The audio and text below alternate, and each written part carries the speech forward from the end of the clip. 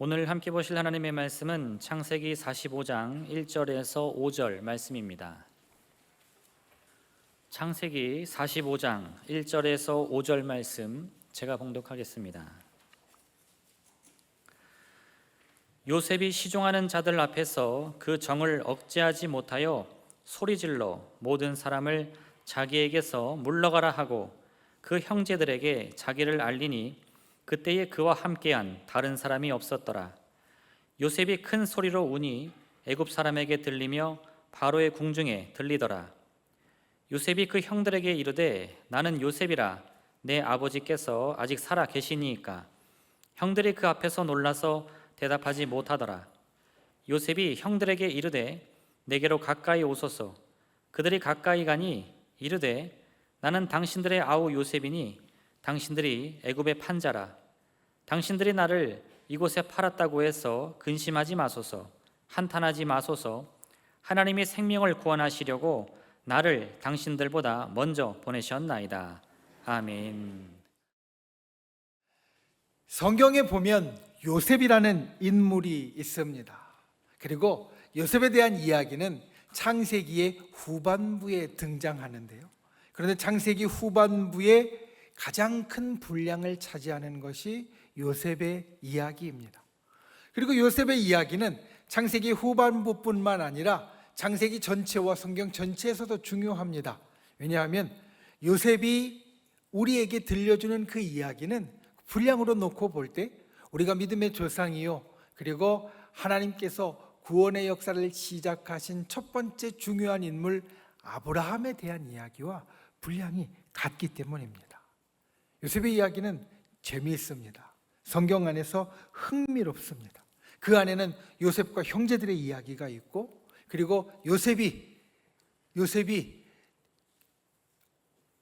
애굽에 가서 경험했던 여러 일들, 그 일들을 우리에게 들려주고, 또 요셉이 제일 끝에는 온 세계에 그런 기근이라는 어려움을 극복하게 하고 구하는 영웅으로서 어떠한 일을 했는지 우리에게 보여주는 그러한 일들이 있습니다.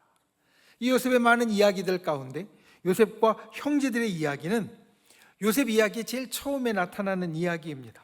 아버지 야곱이 자식들을 편애하면서 단추가 잘못 끼워졌습니다. 요셉과 형제들 사이에 갈등이 생겼습니다. 그리고 그 갈등은 큰 사건을 만들었고, 그리고 그 갈등이 점점 더 커지다가 결국에는 요셉이 죽을 위기에 처합니다. 그리고 애굽의 종으로, 이집트의 종으로 팔려갑니다. 그리고 나서 떨어져 살다가 이들이 다시 만났습니다. 오랫동안 이들이 갖고 있었던 갈등이 다시 불이 붙습니다. 그런데 불이 붙은 그 자리에서 이 갈등이 해결되어지고 마무리 짓는 장면, 그것이 오늘 우리가 보는 창세기 45장의 말씀입니다. 사실 이 요셉과 형제들의 이야기는 여기서 끝나진 않습니다. 제일 마지막 창세기의 제일 끝장인 50장에 가면 야곱이 하나님의 부름을 받아 세상을 떠납니다. 그리고 아버지 야곱이 세상을 떠났을 때 그 형제들은 다시 요셉을 두려워합니다. 예전에 있었던 그 일로 우리에게 복수하면 어떨까? 그래서 내가 바로 당신의 종입니다 라고 이야기하면서 이 형제들의 갈등이 다시 한번 회고되는 그러한 일들이 있습니다. 요셉의 이야기들 가운데 이 형제들과의 이야기가 처음부터 끝까지 중요하게 나타나는데, 그런데 그 가운데 그 갈등이 마무리되어지고 해결되는 것이 오늘 본문입니다. 그리고 오늘 본문은 요셉 이야기 전체에서 중요한 또 다른 이유가 있습니다. 그것은 요셉 이야기, 성경의 많은 분량을 차지하는 그 요셉 이야기의 전체 주제가 바로 오늘 본문 가운데 나오기 때문입니다. 창세기 후반부에 가장 큰 부분을 차지하는 요셉 이야기를 통하여서 하나님이 우리에게 무엇을 보기 원하시는지, 무슨 말씀을 하기 원하시는지, 그 가장 중요한 것이 바로 오늘 본문에 나옵니다. 5절 말씀입니다. 요셉의 고백, 믿음의 고백. 이것이 요셉 이야기 전체의 주제가 되어집니다. 오늘 우리가 이 말씀을 보면서 이 요셉이 고백하는 믿음의 고백이 우리 인생에도 있기를 원합니다. 우리 인생에도 요셉 이야기를 통하여 우리에게 주시는 그 가장 큰 교훈이 날마다 나의 입술 가운데 있어서 우리가 요셉처럼 하나님의 은혜를 경험하는 귀한 분들이 되시기를 예수님의 이름으로 축원을 드립니다. 첫 번째, 하나님의 큰 그림을 보십시오. 하나님의 큰 그림이 요셉 이야기에 나타납니다. 오늘 우리가 보는 창세기 45장 1절부터 5절까지의 말씀은 바로 그 앞에 있는 창세기 44장에서 이어지는 말씀입니다. 창세기 44장은 요셉과 형제들이 오랫동안 떨어져 있다가 다시 만났는데 두 번째 만나는 이야기를 우리들에게 전해줍니다. 이전에 요셉과 형제들은 사실 첫 번째 만났었습니다. 우리가 잘 알듯이, 요셉 이야기를 통해서 알듯이 온 세계에 기근이 들었습니다. 먹을 것이 다 사라졌습니다. 사람들이 고생하고 있었습니다. 그런데 하나님께서 요셉을 통하여 준비하게 하셔서 애굽에는 곡식들이 있었습니다. 기근을 이길 만한 먹을 것들이 있었습니다. 그래서 온 세계의 사람들이 애굽으로, 이집트로 모였습니다. 그리고 그 가운데에는 야곱의 아들들도 있었습니다. 야곱의 아들들, 야곱의 가족도 이 기근 때문에 먹을 것이 없어서 정말 고생하고 있었고, 애굽에 먹을 것이 있다는 이야기를 듣고 야곱의 아들들, 그 가운데 베냐민을 뺀 나머지 아들들이 애굽으로 곡식을 가지러 갑니다. 만난 자리에서 애굽은 금세 형들을 알아봅니다. 형들을 알아보지 못했습니다.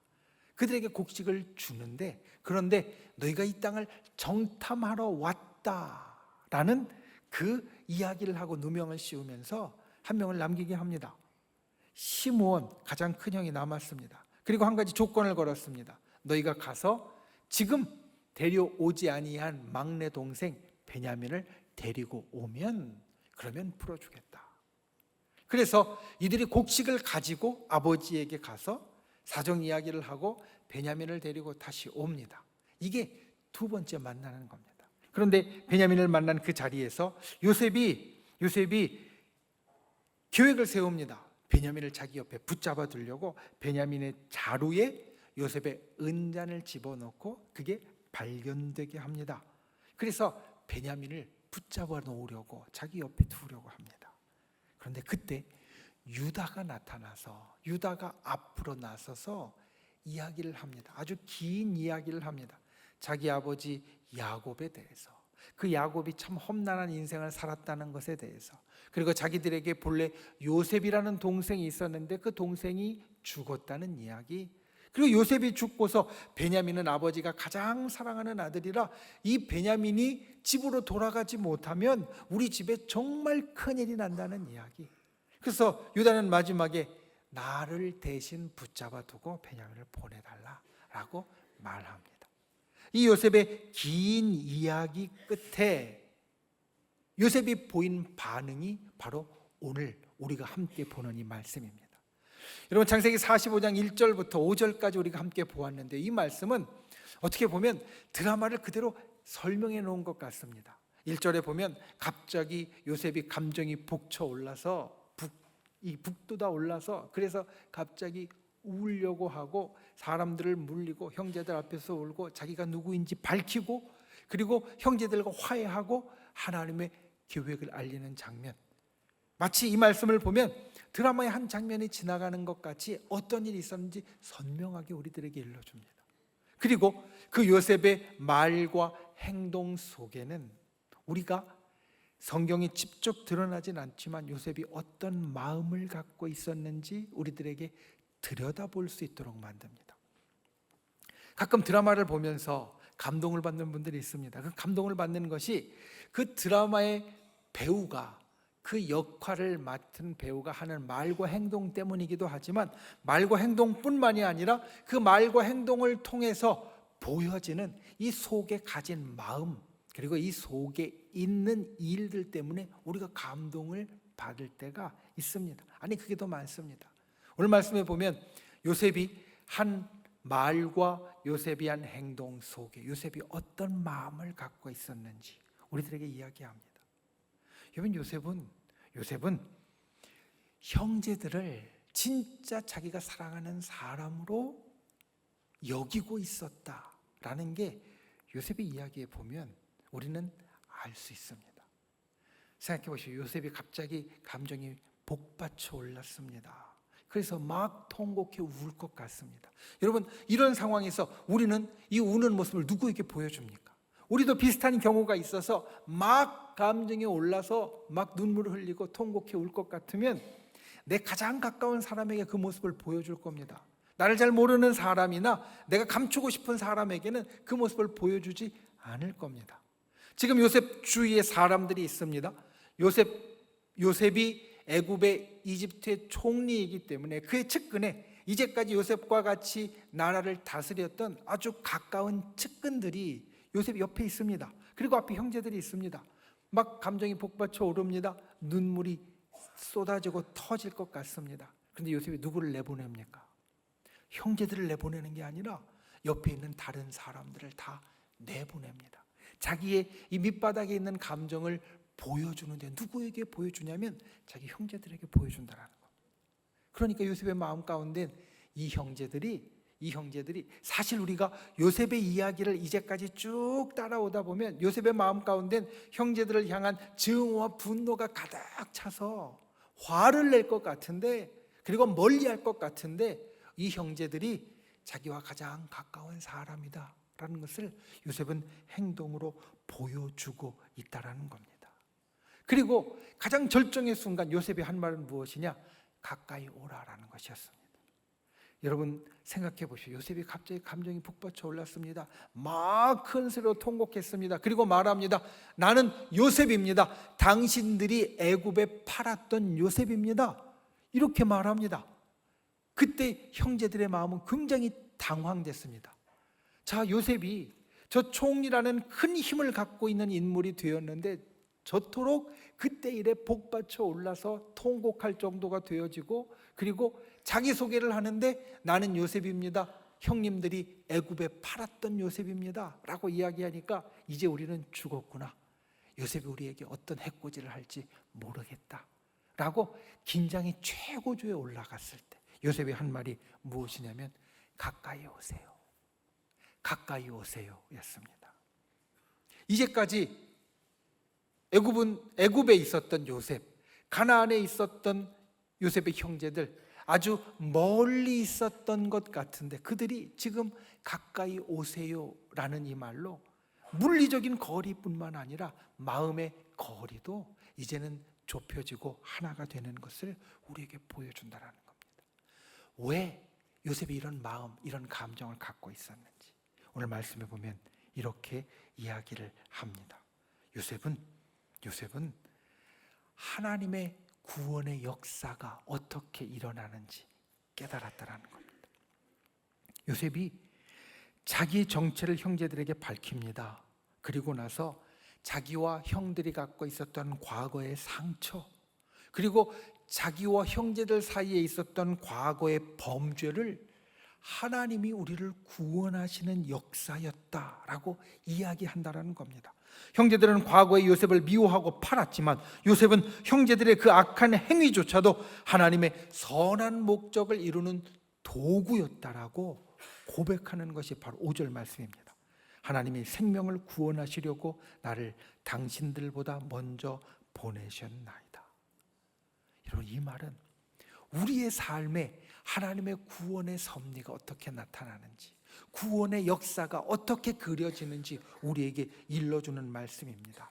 때로는 우리가 범죄하기도 합니다. 때로는 우리가 요셉 같은 큰 고난 가운데 들어갈 때도 있습니다. 때로는 우리가 아주 큰 괴로움 가운데 고생할 때도 있습니다. 그때마다 생각합니다. 하나님, 도대체 하나님의 구원은 언제 이루어지는 것이고 나는 하나님 앞에 버림받은 사람입니까? 우리는 그렇게 생각합니다. 그런데 요셉은 고백합니다. 그 모든 것이 다 하나님의 큰 그림이었다. 우리를 구원하시는, 우리를 살리시는 하나님의 큰 그림이었다. 하나님의 계획이, 하나님의 역사가, 하나님의 섭리가 이 땅 가운데 어떻게 일어나는지 오늘 요셉의 말을 통해서 우리들에게 보여준다는 겁니다. 여러분, 이 땅을 살면서 이것을 꼭 기억하십시오. 우리에게 어려운 일이 있습니다.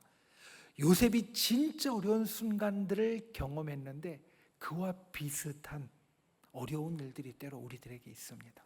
그런데 하나님은 그것까지 다 포함해서 우리에게 구원의 큰 그림을 그리는 분이십니다. 여러분, 이것을 믿음으로 고백할 수 있는 분들 되시기 바랍니다. 하나님이 나의 모든 것을 사용하셔서, 나의 모든 것을 이용하셔서 내게 구원의 큰 그림을 그리신다. 그리고 이 하나님의 큰 구원의 그림의 중심에 서는 분들이 되시기 바랍니다. 요셉이 하나님의 큰 그림, 구원의 그림의 중심에 섰습니다. 어떻게 중심에 섰느냐? 용서하고 화해하고 그리고 화합하면서. 요셉은 형제들을 정죄하지 않았습니다. 형님들이 이렇게 잘못해서 이런 일이 일어났다라고 그들을 원망하지 않았습니다. 오히려 용서와 화해를 선택했고, 죄책감과 두려움에 떨고 있는 형제들에게 하나님이 이와 같은 큰 그림을 그리셨으니 형님들도 이 그림을 보세요 라고 이야기를 했다라는 겁니다. 여러분, 하나님의 큰 그림, 하나님의 섭리는 우리의 생각을 뛰어넘는 것입니다. 하나님의 주권은 인간의 죄를 이기는 것이고 우리의 잘못을 넘어서는 것입니다. 하나님의 구속의 역사는 도저히 이루어질 수 없는 화해가 이루어지도록 만들어 주십니다. 그 일에 요셉이 쓰임 받았기에 요셉은 하나님의 큰 그림의 중심에 설 수 있었습니다. 자기의 상처와 고통, 그것을 하나님의 섭리 안에서 어떻게 받아들이는지, 그리고 내가 어떻게 용서하고 화해하는지, 그 화해자와 중재자가 되었기에 하나님의 큰 그림에 요셉이 중심에 설 수 있었다. 이것을 기억하는 분들이 되시기를 바랍니다. 요셉이 형들에게 복수한다고 해도 사실 요셉의 이야기를 아는 사람은 누구도 요셉을 탓하지 않을 수도 있습니다. 그런데 요셉은 그렇게 하지 않았습니다.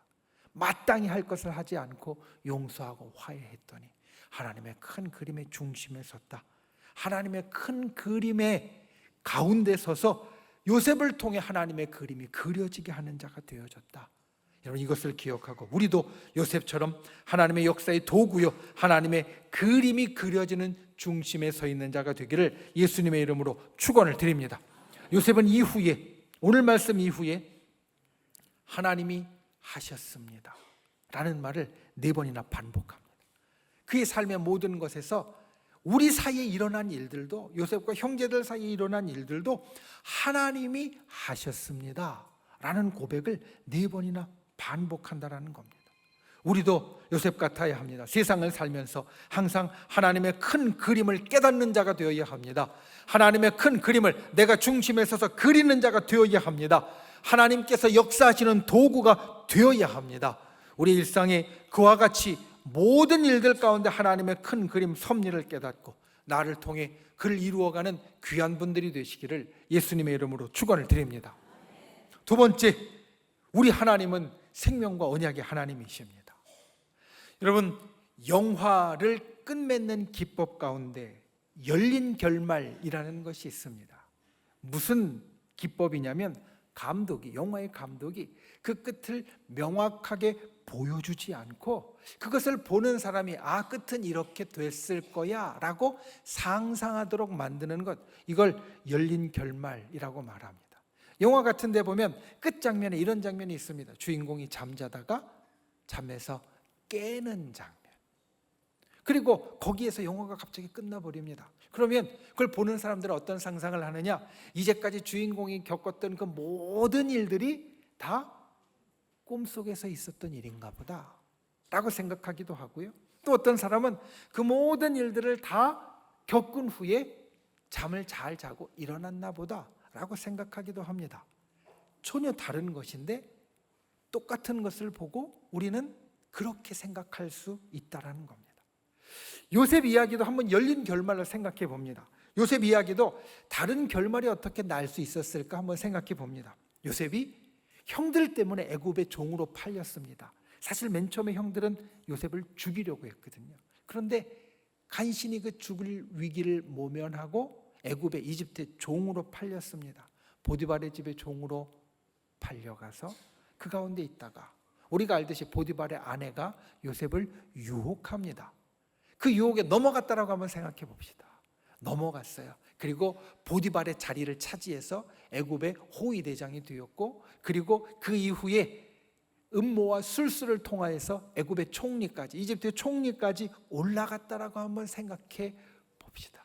사실 성경이 이야기하는 요셉의 모습과는 전혀 다른 길입니다. 성경은 요셉이 아무리 억울한 일을 당해도 결코 그것 때문에 삐뚤어지지 않았다라고 말하거든요.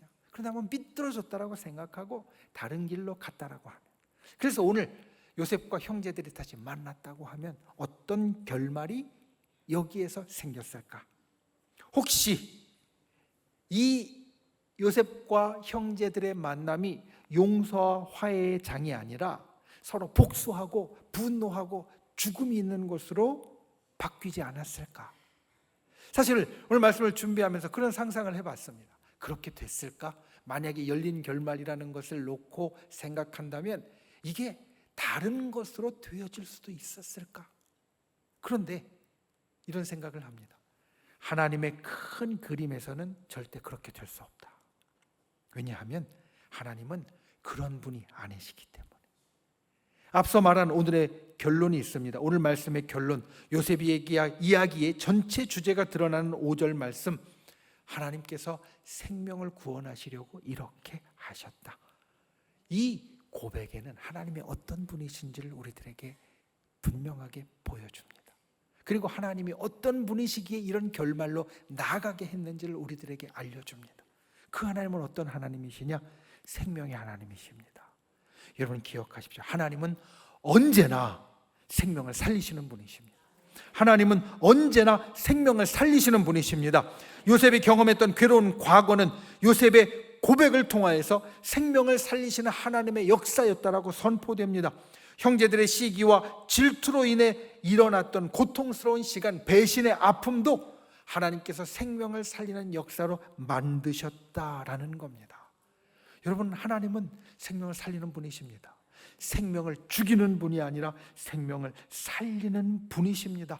우리가 경험하는 이해할 수 없는 고통과 배신의 순간조차도 하나님은 생명을 살리는 일을 하십니다. 하나님의 생명의 섭리는 인간의 죄를 뛰어넘고 우리의 잘못을 넘어섭니다.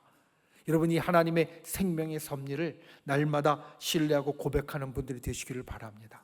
하나님은 생명의 하나님이시고 하나님은 우리를 살려주시는 분이시다. 우리가 우리의 삶에 때로는 이해할 수 없는 고통이 있을지라도 하나님은 그 일을 통하여 우리를 살리시는 분이시다. 이와 같이 고백할 수 있는 저와 여러분이 되시기를 예수님의 이름으로 축원을 드립니다. 그리고 이 하나님께서 생명을 살리셨다는 것 가운데 우리가 볼 수 있는 것, 하나님은 언약을 지키시는 분이십니다. 반드시 지키시는 분이십니다. 요셉의 이야기에서 일어났던 모든 일을 통해서 하나님은 생명을 살리셨다, 오늘 말씀을 말합니다. 그런데 여러분, 요셉이 하나님의 쓰임을 받아서 온 땅의 모든 사람들을 기근에서 살아나도록 생명을 살렸다는 것 우리가 알고 있는데, 그 가운데 살아난 사람들을 우리가 조금 더 주목해서 봐야 합니다. 누구냐면 바로 야곱과 그의 가족들입니다. 온 세상의 생명을 살리셨는데 온 세상의 생명을 살리시는 중에 야곱과 그의 가족들이 있었습니다. 이 사람들이 사는 게 왜 중요하냐? 이 사람들을 통하여 하나님의 약속이 이루어지기 때문입니다. 생각해 보십시오. 야곱의 아버지는 이삭이고 이삭의 아버지는 아브라함입니다. 아브라함에게 하나님은 정말로 굳센 약속을 주셨습니다. 어떤 약속이냐? 앞으로 너희 자손이 저 하늘의 별과 같이 바닷가의 모래알 같이 많아질 것이다. 그런데 이 땅의 생명들이 다 없어진다면, 야곱과 그의 가족들도 다 없어진다면 이 하나님의 약속은 이루어지지 못하는 겁니다. 반대로 이 땅의 생명들이 살아나는 가운데 야곱과 그의 가족들이 생명을 유지한다면 하나님은 이 약속을 지키시는 겁니다. 그러니까 하나님께서는 아브라함에게 주신 약속, 이삭에게 주신 약속, 야곱에게 주신 약속, 자손의 약속을 이루어 가시는 모습을 이 사건 가운데 보여주신다는 겁니다. 모든 생명이 기근 속에서 죽어갈 위기의 상황 속에서도 하나님은 생명을 살리실 뿐만 아니라 이미 하신 약속을 지키는 분이 되십니다. 그래서 우리가 기억해야 됩니다. 하나님은 우리에게 주신 약속을 절대로 지키시는 분이시다. 하나님은 절대로 신실하신 분이시고 우리의 언약을 이루어주는 분이시다. 하나님의 언약을 이루시는 것은 우리의 계산을 뛰어넘는 일이고 우리의 생각을 넘어서는 일이다. 세상의 모든 것을 다 사용해서 우리에게 약속을 이루어 주신다는 겁니다. 우리에게도 약속이 있습니다. 여러분이 기도하면서 말씀을 보면서 하나님께 받은 약속들이 있습니다. 그리고 야곱처럼 우리의 어머니, 아버지를 통하여 우리가 가지고 있는 약속이 있습니다. 야곱처럼 우리의 할아버지, 할머니를 통하여 우리가 가지고 있는 약속이 있습니다. 우리의 집안에 주님이 주신 약속이 있고 내게 주신 약속이 있고 우리의 자녀들에게도 약속이 있습니다. 하나님은 그 약속을 반드시 이루십니다. 세상의 모든 일들을 통하여서 반드시 이루십니다. 우리가 요셉처럼 하나님은 나의 하나님이시고 약속을 지키시는 하나님이라고 날마다 고백할 수 있는 귀한 분들이 되시기를 예수님의 이름으로 축원을 드립니다. 우리 하나님은 생명의 하나님이시고 우리 하나님은 언약의 하나님이십니다. 하나님의 역사는 우리가 이해할 수 없는 일까지 포함합니다. 그 속에서 생명을 구원하시고 그 속에서 약속을 지키십니다. 이 하나님이 나의 하나님이라는 것을 잊지 말고 내가 지금 어떤 상황에 있다 할지라도 그 믿음을 붙잡고 요셉처럼 날마다 하나님의 놀라운 역사를 경험하는 저와 여러분이 되시기를 예수님의 이름으로 축원을 드립니다. 말씀을 맺습니다. 여러분, 성경에는 흥미있는 재미있는 이야기들이 여럿 있습니다. 요셉의 이야기가 참 재미있는 이야기, 우리가 쉽게 읽을 수 있는 이야기이고 그런 이야기들 가운데 하나가 요나의 이야기가 있습니다. 그런데 이 요나서의 가장 끝절, 요나서 4장 11절 말씀을 보면 우리에게 이렇게 말합니다. 하물며 이 큰 성읍 니느웨에는 좌우를 분별하지 못하는 자가 12만 명이요 가축도 많이 있나니 내가 어찌 아끼지 아니하겠느냐. 하나님의 말씀으로 끝맺습니다. 무슨 이야기냐면 요나는 니느웨 성이 망하기를 바랬습니다. 그런데 하나님께서 니느웨 성을 망하지 않고 살려주십니다. 그러면서 말씀하시는 겁니다. 저 성에는 아직 나를 잘 모르는 사람들도 많지만 12만 명이나 되는 사람이 있고 다른 생명들도 있는데 내가 이들을 어떻게 아끼지 않을 수 있느냐? 나는 그들을 살려줄 것이다. 이것은 오늘 요셉 이야기의 결론과 같습니다. 하나님은 생명을 살리시는 분이라고. 하나님이 어떠한 분인지 성경은 곳곳에서 우리에게 이렇게 이야기합니다. 우리가 알지 못하는 것까지 사용하셔서 우리가 생각하지 못하는 것까지 주께서는 역사하셔서 이 땅의 생명을 살리는 분이 되어지신다는 겁니다. 다니엘서도 비슷한 것을 우리들에게 일러주고 있습니다. 여러분, 오늘 말씀의 제목이 하나님의 지평입니다. 지평이라는 말은 무슨 뜻이냐면 지식과 경험과 이해의 범위라는 뜻입니다. 그러니까 땅의 끝, 지평이라는 뜻은 다른 의미로 어떤 것을 우리들에게 이야기해 주냐면 내가 갖고 있는 지식, 아는 것, 내가 경험하는 것, 내가 이해하는 것들이 여기까지다라는 것을 일러준다라는 겁니다. 우리에게는 인간의 지평이 있습니다. 내가 인간으로서 알고 있고 경험하고 이해하는 범위. 그런데 오늘 우리가 보는 요셉의 이야기는 하나님의 지평을 우리에게 보여줍니다. 내가 알지 못하지만 하나님은 아시고 하나님은 경험하시고 하나님은 이해하시는 그 지평, 하나님의 지평. 요셉은 이 하나님의 지평을 깨달았기에 오늘 이와 같이 고백할 수 있었습니다. 우리도 이 하나님의 지평을 보아야 합니다.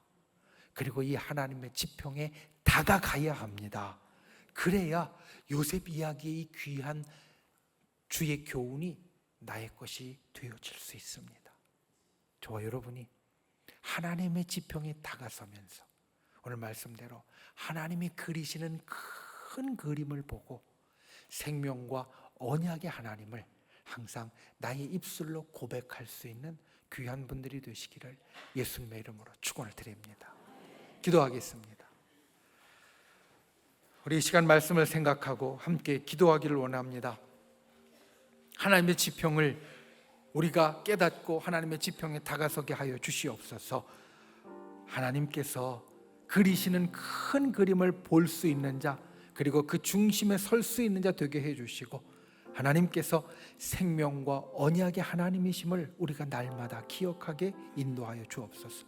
말씀을 생각하며 이렇게 기도하고, 또한 우리의 믿음의 손을 우리의 아픈 곳 위에 얹고, 연약한 곳 위에 얹고, 또 우리의 마음의 소원을 담은 가슴에 얹고, 주여, 생명과 언약의 하나님께서 오늘 우리의 기도를 들으시고 주의 약속을 이루어 달라고 우리 주여 세 번 간절히 부르신 후에 소리 높여 함께 기도하시겠습니다. 주여, 주여, 주여. 귀하신 아버지 하나님, 주께서 붙잡아 주시고 주님의 은혜와 놀라운 은혜를 살펴주시고 아버지 하나님, 날마다 주께서 우리에게 보여주심을 주여, 진실로 우리가 주님의 마음에 하나님의 하나님의 어떤 그림을 보여주게 하여 주시고, 중심에서 생명의 하나님, 언약을 지키시는 하나님, 날마다 나의 삶 가운데서 알고 인도가는 자 되도록 주께서 우리를 붙잡아 주시고, 우리의 믿음의 기도에 응답하여 주시고, 우리의 연약함과 병을 치료하여 주시고, 마음의 소원에 응답하여 주시고, 하나님의 크신 역사가 날마다 우리의 삶에 일어나도록 주께서 우리를 붙잡아 주시고, 아버지 하나님의 크신 권능으로 우리를 살펴 주시옵소서. 주님의 크신 은혜가 주의 백성들의 삶에 날마다 일어나게 하여 주시고, 요셉의 고백이 나의 고백이 되는 크신 은혜를 베풀어 주시옵소서. 참 좋으신 아버지 하나님, 우리가 이 땅을 살면서 때로는 우리가 알 수 없는, 이해할 수 없는 고통과 고난과 그리고 어려운 일들이 있습니다. 주님, 그때 하나님이 그리시는 큰 그림을 보는 자 되게 하여 주시옵소서. 하나님이 그리시는 그 그림의 중심에 서는 자 되게 하여 주시옵소서. 하나님은 생명의 하나님이심을 알게 하여 주시고, 하나님은 언약을 지키시는 분이심을 날마다 기억하게 하여 주시옵소서. 내가 이 땅을 살면서 나의 지평에 갇혀 있는 것이 아니라 하나님의 지평을 깨닫고 하나님의 지평에 다가서는 자 되도록 우리를 인도하여 주시옵소서. 이 시간 믿음의 손을 얹고 간구합니다. 주님, 우리의 병든 것을 치료하여 주시고 연약함을 고쳐 주시옵소서. 우리의 마음의 소원에 응답하여 주시고 날마다 우리의 삶에 하늘의 기적이 일어나게 하여 주시옵소서. 예수 그리스도의 이름으로 선포하노니 우리를 둘러싼 모든 어둠의 세력들이 이 시간 떠나갈지어다. 우리를 올가매고 있는 악한 마귀의 병마 사단은 그 묶음을 놓고 사라질지어다. 우리를 가로막은 모든 악한 세력 장벽들은 그리스도의 권능으로 무너질지어다. 날마다 이와 같은 하늘의 역사가 우리의 삶에 일어나게 하여 주시옵소서. 돌아가는 발걸음 지켜주시고, 주님, 진정 우리가 하나님의 큰 지평에 날마다 다가서는 자 되도록 성령께서 우리를 도우시고 우리를 깨우시고 우리를 인도하여 주시옵소서. 예수님의 이름으로 간절히 기도하옵나이다. 아멘.